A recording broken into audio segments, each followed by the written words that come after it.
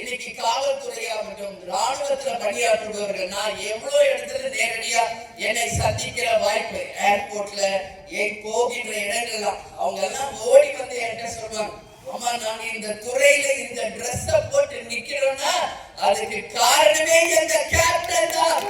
Captain தான் எங்க role model அப்படின்னு காவல்துறை அதிகாரிகள், ராணுவத்தில் இருக்கிறவங்க, ஏர்போர்ட்ல இருக்க எவ்வளவு பேர் சொன்னதை கேட்டு நான் அப்படியே வியந்து போயிருக்கேன்.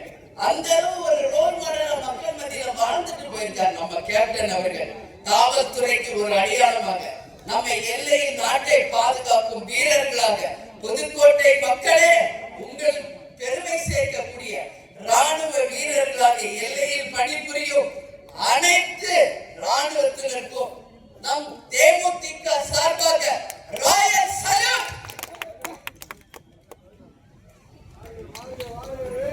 அவங்க எல்லையில நமக்கு பாதுகாப்பு கொடுத்தானா இங்க நம்மளால நிம்மதியா வாழ முடியும். இப்ப பாத்தீங்கன்னா என்ன நடந்துச்சு கொஞ்ச நாளைக்கு முன்னாடி, பாகிஸ்தான் பெஹல்காம் தீவிரவாத தாக்குதல் நடந்துச்சு. சிந்தூர் அப்படின்ற ஒரு ஆபரேஷன் மூலம் முறியடிச்சு காட்டுகிறார் நம்மளுடைய பாரத பிரதமர் மோடிஜி அவர்கள். துணியக்கான ஓட விட்டார். செஞ்சாரா இல்லையா? இன்னைக்கு நம்ம எல்லாம் இங்க பாதுகாப்பா இருக்கிறோம்னா நம்ம எல்லையில இருப்ப வீரர்கள் நம்மளை பாதுகாக்கிறாங்க. இல்லைன்னா அந்த துண்டை இங்க போடுறதுக்கு எவ்வளவு நேரம், அந்த துண்டை சென்னையில போட எவ்வளவு நேரம், புல்கூடுமே இல்லாம அழிஞ்சு போகும்.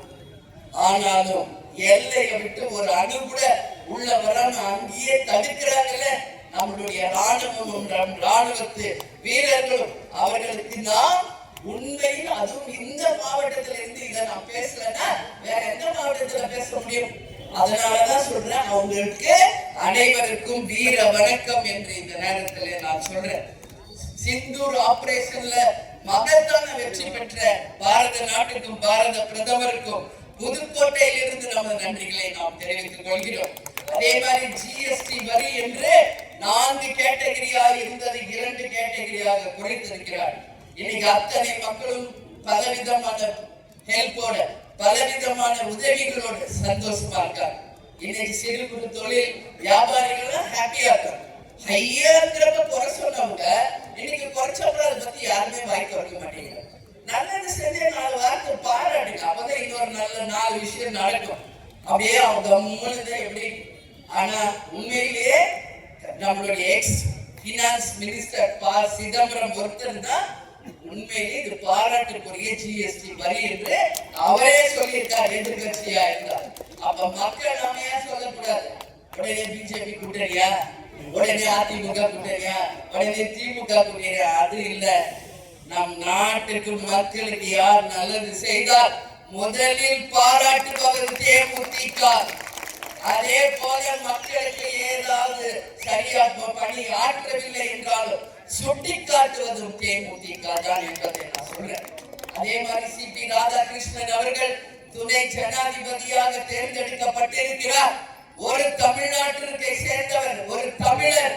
அவர் இன்னைக்கு துணை ஜனாதிபதியாக ஆயிருப்பது நாம் ஒட்டுமொத்த தமிழர்களுக்கும் தமிழ்நாட்டுக்கும் கிடைத்த பெருமை.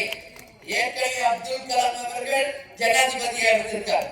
அதே மாதிரி ராதாகிருஷ்ணன் அவர்கள் ஜனாதிபதியாக இருந்திருக்கார். துணை ஜனாதிபதியாக முதல் முறையாக தமிழ்நாட்டை சேர்ந்த சி.பி. ராதாகிருஷ்ணனை மக்கள் நீங்க எல்லோரும் போற்றக்கூடிய தமிழர்களுக்கு கிடைத்த பெருமையாக இந்த நேரத்திலே நாம் எடுத்து அவருக்கு நாம் அனைவரும் மனப்பூர்வமான வாழ்த்துக்களை சொல்லி, தமிழர்கள் மூலம் அவருக்கு பெருமை, அவரால் தமிழர்களுக்கு பெருமை என்று இந்த நேரத்தில் நான் சொல்ல கடமைப்பட்டிருக்கேன். எனவே 2026 மகத்தான ஒரு மாற்றத்தை நீங்கள் உருவாக்க வேண்டும், வெற்றியை தர வேண்டும் என்று கேட்டுக்கொண்டு, கடலூரில் ஜனவரி 9ஆம் தேதி நடக்கின்ற மாநாடு அனைவரும் பெரும் திரளாக வந்து கலந்து கொண்டு நமது மாநாட்டை வெற்றி மாநாடாக நிச்சயம் செய்து காட்டு சரித்திர சாதனையை நாம் புரிய வேண்டும் என்று உங்ககிட்ட கேட்டுக்கிறேன்.